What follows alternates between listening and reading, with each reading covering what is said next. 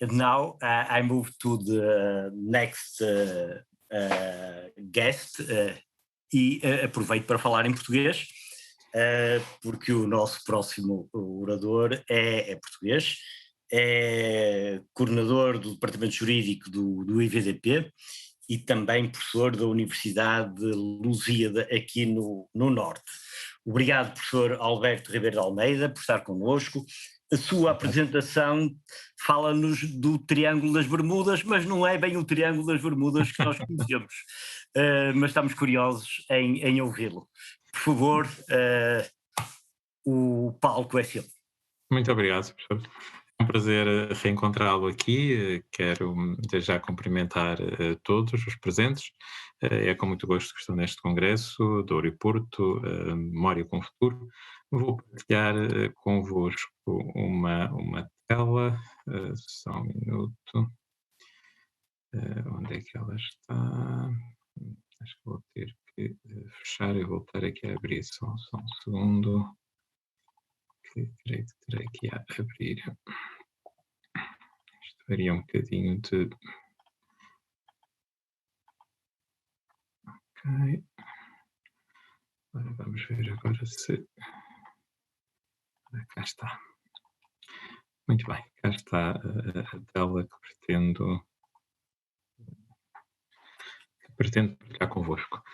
A temática que vamos, como o Sr. Professor referiu, este triângulo das Bermudas está à volta de uma problemática muito delicada e que tem passado despercebida, que tem a ver com os critérios para sinais distintivos de comércio, em particular marcas e dimensões de origem e indicações geográficas. Aqui vamos nos centrar nas dimensões de origem e nas indicações geográficas. Genericamente, iremos referir indicações geográficas envolvendo também as dimensões de origem, em que tem havido mudanças no plano internacional dos acordos que têm sido celebrados, em particular entre os Estados Unidos e a China, e os Estados Unidos e outros países, como iremos ver, e por outro lado o regime vigente na União Europeia. Daí esse triângulo Estados Unidos, China e Europa, com perspectivas diversas sobre a chamada degenerescência das indicações geográficas. Já lá vamos um pouco mais em detalhe saber o que é e qual o conflito que temos aqui, que são conflitos naturalmente de interesses que estão presentes, diferentes perspectivas de olhar igualmente os direitos para a industrial, neste caso as indicações geográficas, mas também as marcas, diga-se, e vamos abordar esta questão que me parece que dizia, passado despercebida nos últimos anos, face a esta evolução nos acordos bilaterais, face também, ou em consequência, de um certo imobilismo da Organização Mundial de Comércio. Ora bom, quando falamos em sinais distintivos de comércio, em particular as marcas, indicações geográficas, para serem protegidos como tais têm que ser distintivos.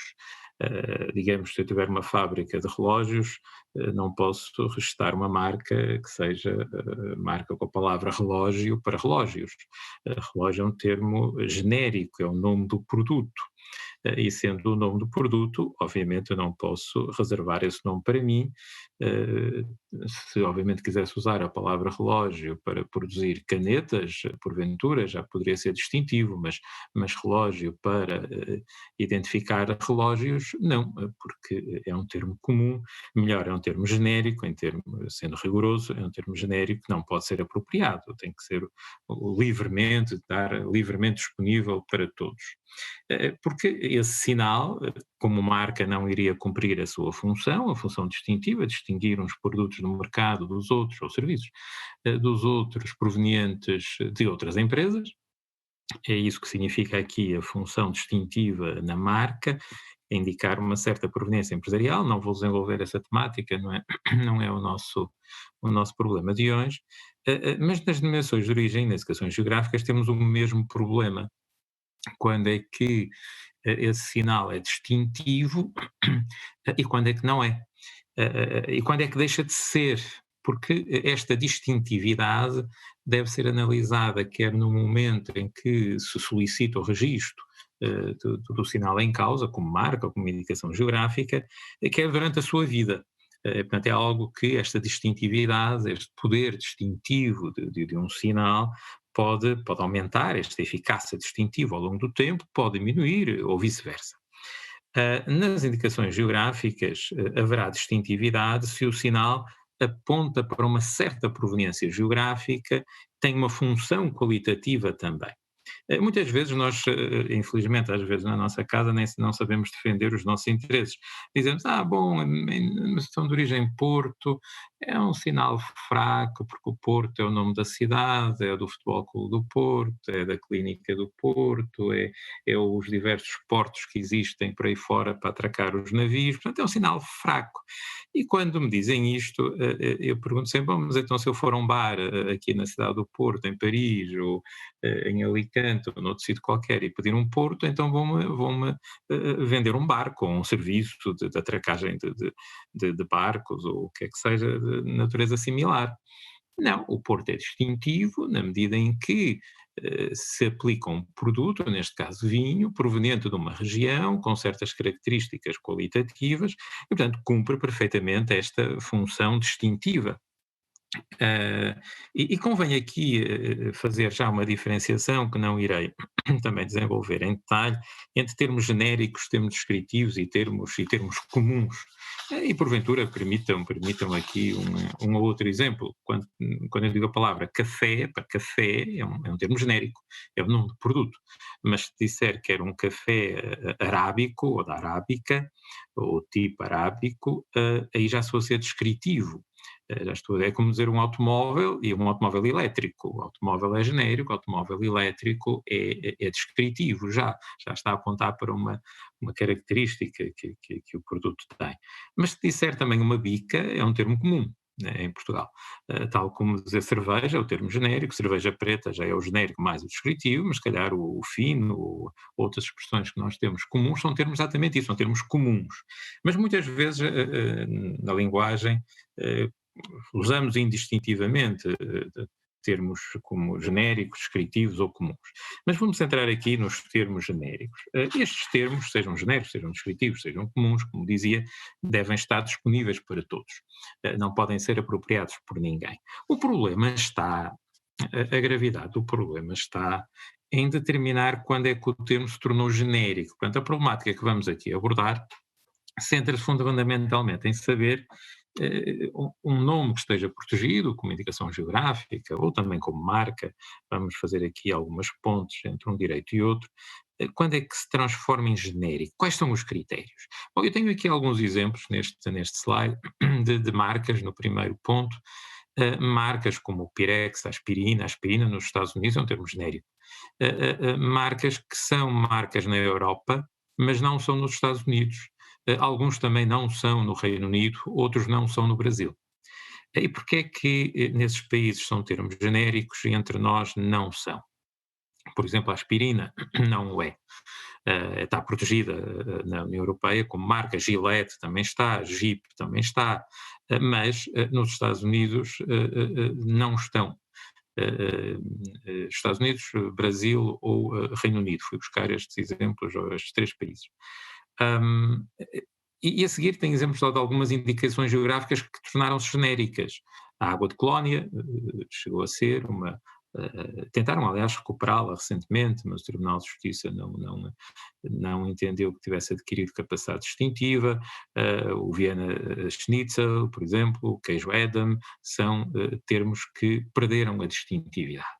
E, de facto, quanto mais prestigiado é um termo, uma marca, uma indicação geográfica, quando maior for a sua fama, o seu prestígio, maior é o risco de, na verdade, vir a ser considerado um termo genérico. Por isso é preciso ter muito cuidado e os titulares das nações de origem e indicações geográficas têm que ter muita atenção na defesa das suas indicações geográficas e muita atenção como é que o comércio, o consumidor utiliza estes termos. Porque, na verdade, mais uma vez, repito, a questão é quais são os critérios que vamos aqui usar. E no acordo entre a União Europeia, entre os Estados Unidos e a China, assistimos a uma mutação desses critérios, isto é, claramente estamos a assistir a um movimento de prevalência dos critérios, já vamos saber quais, dos critérios norte-americanos face aos critérios da União Europeia, que são muito diversos, e por isso permite, repito, que a aspirina seja uma marca na Europa, na União Europeia, mas não o seja nos Estados Unidos, porque os critérios são diversos para apreciar quando é que um termo se tornou genérico ou não. Bom, olhando brevemente para, sem ser muito exaustivo, para o direito da União Europeia, em primeiro lugar, importa sublinhar que, obviamente, que um termo genérico não pode ser registado como denominação de origem ou como marca. E a regulamentação europeia, sem agora estar aqui a identificar todos os regulamentos, seria um bocadinho fastidioso, define o que é um termo genérico, um termo que se tornou comum, ainda que inicialmente estivesse associado a uma certa origem geográfica, a uma certa região, mas perdeu essa conexão. Perdeu essa conexão com a região, perdeu a conexão com um significado qualitativo e até com um certo valor distintivo. Portanto, perdeu as três conexões que iremos aqui referir, que é essa conexão geográfica, qualitativa e ideográfica. Quando perde toda essa conexão com a região, com a qualidade e com o poder atrativo que o sinal tem, pois está-se a transformar num termo genérico. A regulamentação europeia também aponta para alguns critérios, embora o Tribunal de Justiça tenha ido bastante mais longe do que estes que a regulamentação estabelece, que é a situação existente nas áreas de consumo, nas zonas de consumo, e a legislação nacional e europeia relevante para o caso. Mas importa sublinhar aqui um ponto que é particularmente relevante, e que é o seguinte: no direito das marcas na Europa, quer o regulamento da marca europeia, quer a diretiva europeia sobre marcas, quer o nosso Código Penal Industrial, quer o Código Penal Industrial francês, etc.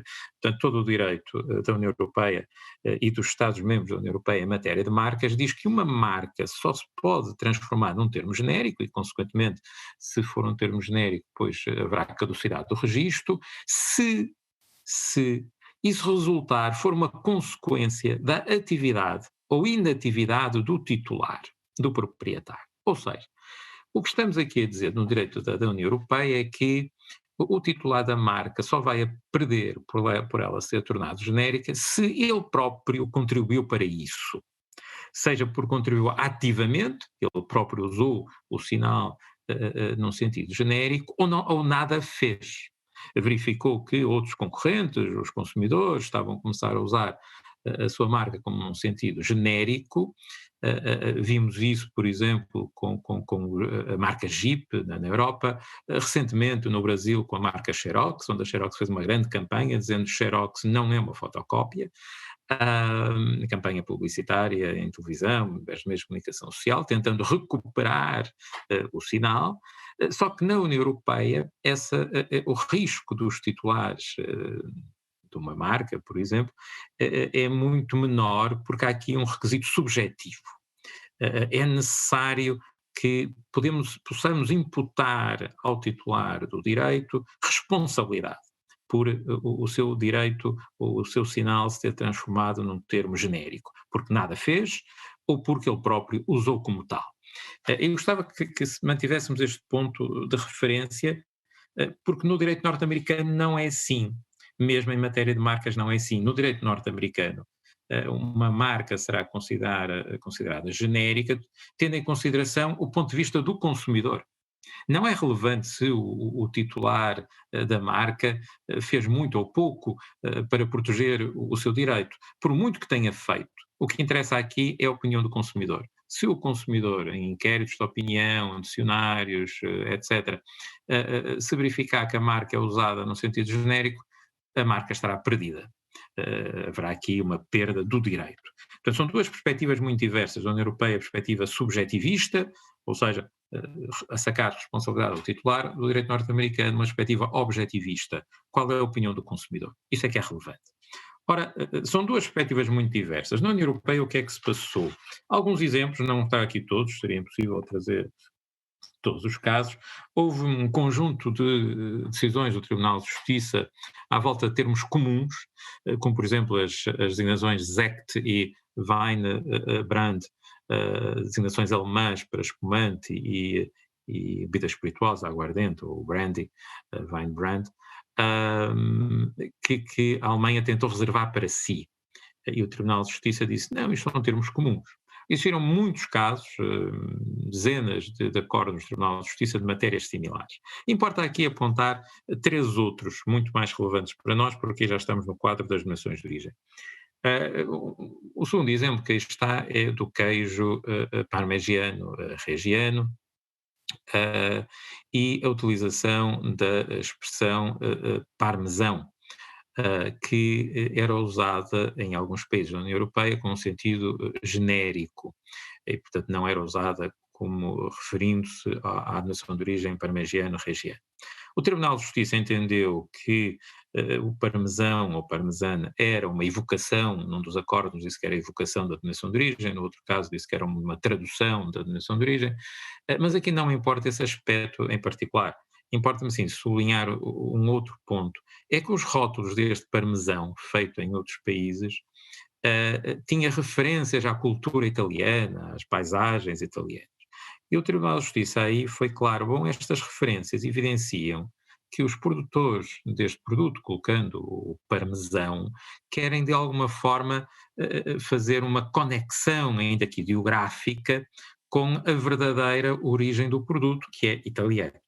E, portanto, o termo não é genérico. A partir do momento que continua a aparecer estas referências, ou diversas referências, imagens diversas à cultura italiana ou à paisagem italiana, isso significa que estes produtores do parmesão o que se querem é aproveitar da denominação de origem parmegiana, reggiana, e continuar a fazer estas associações à Itália. O mesmo aconteceu no caso Feta, que aliás foram dois acórdãos muito relevantes nesta matéria, e que foi feito, aliás, um inquérito na União Europeia, e o Tribunal de Justiça considerou bastante a opinião dos consumidores gregos, mas o mais importante é que nos rótulos do Feta feito na Alemanha, na Dinamarca ou em França, havia sempre referências à cultura ou à história da Grécia. Aliás, na Dinamarca dizia-se Feta from Denmark. E o Tribunal de Justiça disse: bom, então, se na Dinamarca é preciso dizer que o Feta é da Dinamarca, isto significa que Feta sozinho é grego.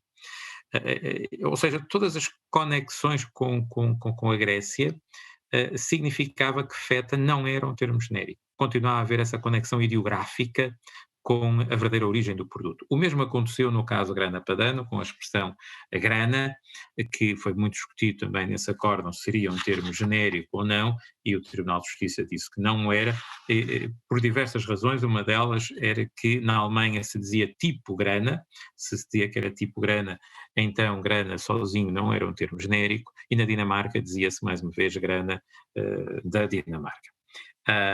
São casos muito interessantes, porque são jurisprudência muito relevante nesta matéria, mas em que o Tribunal de Justiça teve sempre uma atitude muito protecionista e bem dos nomes europeus e das nações de origem e indicações geográficas europeias. Avançando agora para o acordo com os Estados Unidos e a China, de facto é um acordo muito interessante, daria para nós estarmos aqui a falar bastante tempo. Diga-se que o modelo deste acordo, isso é que torna grave o problema, este modelo de acordo entre os Estados Unidos e a China, de comércio, que envolve um capítulo para a intelectual e, por sua vez, uma parte sobre as indicações geográficas, serviu também, e serviu de referência também, por exemplo, no acordo Estados Unidos, México, Canadá, igualmente no Regional Comprehensive Economic Partnership Agreement, que abrange os países diversos países, como a Austrália, Brunei, Camboja, China, Indonésia, Malásia, Nova Zelândia, Tailândia, Vietnã, etc., exatamente seguiu o mesmo critério, critérios objetivos. Ou seja, o que está neste acordo é o seguinte: qualquer indicação geográfica poderá transformar-se num termo genérico, primeira nota. Segundo ponto, quais são os critérios para avaliar que uma indicação geográfica se transforma num termo genérico? Ter em conta o que dizem os dicionários, os jornais, os sítios da internet, ter em conta como é que o produto é usado no mercado, ter em conta, por exemplo, códigos alimentários, ter em conta se existe muita importação na China de produtos que não os verdadeiros, os genuínos ou os autênticos provenientes de outros locais.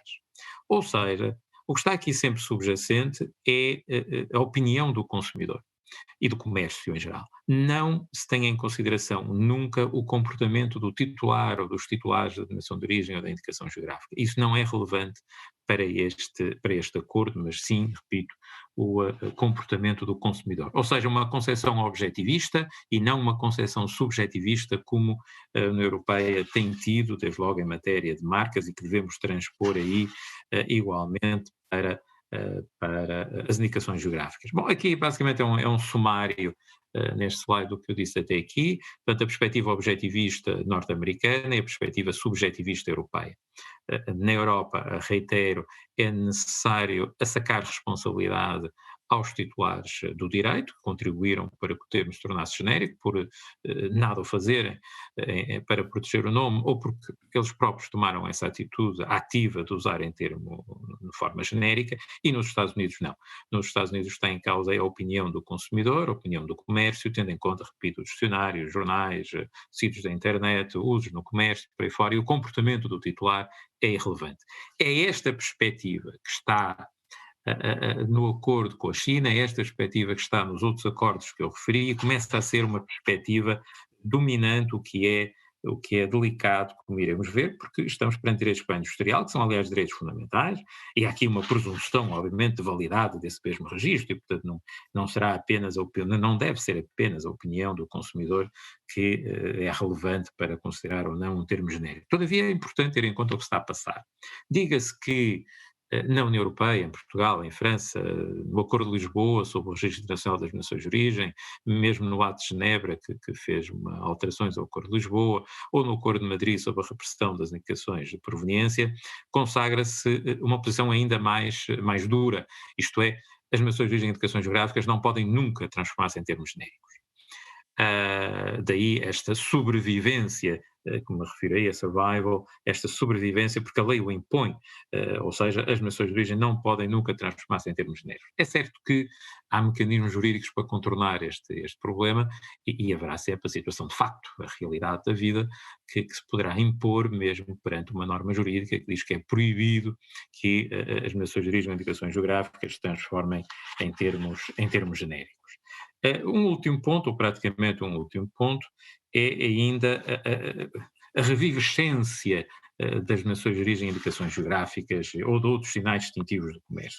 É ou não possível um termo que esteve protegido, que depois passou a ser um termo genérico, poder voltar a ser protegido, poder ter capacidade distintiva novamente?